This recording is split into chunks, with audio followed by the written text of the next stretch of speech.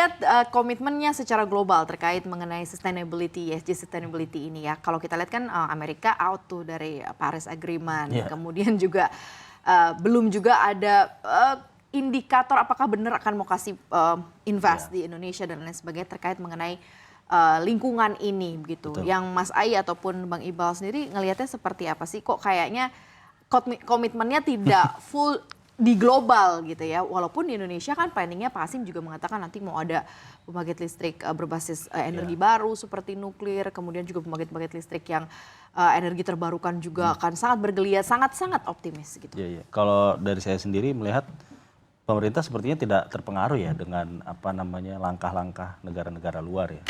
Karena kalau kita pastikan kita lihat bahwa tadi ada komitmen penambahan misalkan contoh polisi hutan.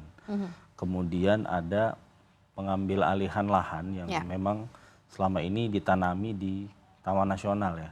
Dan beberapa tadi menurut Pak Hasim itu menurut saya sangat menarik ya karena perusahaannya itu perusahaan asing, tidak membayar pajak, tidak membayar biaya apapun dan sudah beroperasi bertahun-tahun gitu ya. Itu menurut saya itu kan tidak adil ya sebenarnya bagi masyarakat sekitar lah paling tidak di situ. Jadi saya melihat ada komitmen kuat ya dari pemerintah untuk paling tidak mengembalikan lagi ya karena tadi yang terkait dengan pasar karbon itu kan salah satunya berbasis alam ya. Sementara Indonesia ini kan kalau ya kita tahu lah dianugerahi Tuhan itu Allah itu kan udah banyak ya bahkan di laut sendiri ada potensi misalkan dari sisi mangrove, kemudian alga, kemudian juga lamun.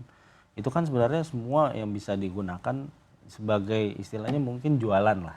Jualan kita gitu untuk kontribusi kita terhadap perubahan iklim, krisis iklim lah. Kalau tadi salah satu narasumber dari LH juga mengatakan bahwa setiap tahun ini kan suhu bumi juga bertambah ya. Dan Indonesia yang posisinya jelas-jelas di di daerah tropis ini ya pasti paling terdampak lah. Yang paling kita gampang lihat kan ya di pesisir utara aja itu udah paling gampang sih dan itu banyak banget industri yang di utara juga terganggu kan pada akhirnya gitu loh. Dari Mas Ai gimana Mas Ai? Iya, jadi Indonesia dengan geografis yang sangat luas dan terdiri dari banyak pulau-pulau gitu ya, sangat rentan terhadap bencana-bencana. Tadi kan Pak Menteri Allah juga bilang, bencana-bencana yang terjadi sekarang itu bukan suatu yang kebetulan atau accidental, tapi sudah merupakan pola yang seperti sistemik gitu.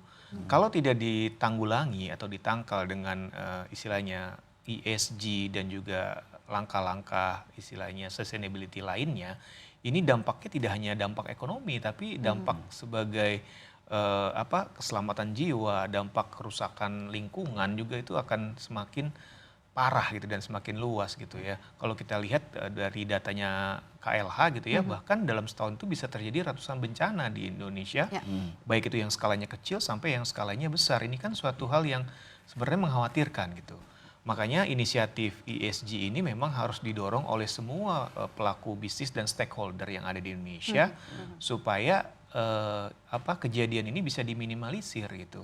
Kalau tidak nanti banyak sekali yang dirugikan terutama masyarakat gitu ya, apalagi yang tidak mampu dan itu juga akan menjadi beban buat negara tentunya karena biaya untuk merehabilitasi pasca bencana itu sangat besar gitu. Melebihi bahkan kerugian yang ditimbulkan saat bencana itu sendiri. Jadi memang walaupun tadi benar kata Iqbal ya, negara-negara lain sepertinya balik badan gitu ya terkait green energy atau sustainability, kita tetap harus memulai itu, melihat situasi dan juga geografis dari Indonesia sendiri. Dan secara ekonomi kalau kita sudah semakin lebih advance di bidang ESG, tentu akan menguntungkan juga gitu dan bisa membuat Indonesia itu menjadi negara lebih maju gitu. Jadi tetap on track begitu ya untuk ESG ini ya. Karena kalau kita lihat dari sisi bencana, ketika bencana yang terjadi kemudian memberikan dampak yang buruk terhadap lingkungan kan berarti adanya perlakuan tidak baik juga terhadap lingkungan itu. Makanya jadi balik ke kita.